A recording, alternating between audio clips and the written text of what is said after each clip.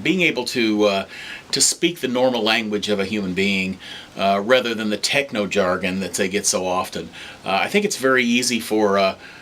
someone that calls a phone support line and tries to talk to somebody on a phone support line to get overwhelmed by the technical ability of the people that are trying to tell them what to do. They sound like they're very smart and they know exactly what they're doing, but they're not really able to put it in the terms that an individual needs to figure out what's going on.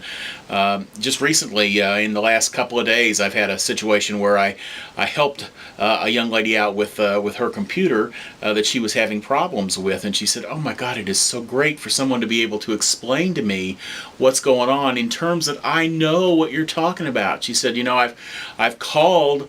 the helplines for the companies that put out the products, and what they tell me is just it's gobbledygook. They have no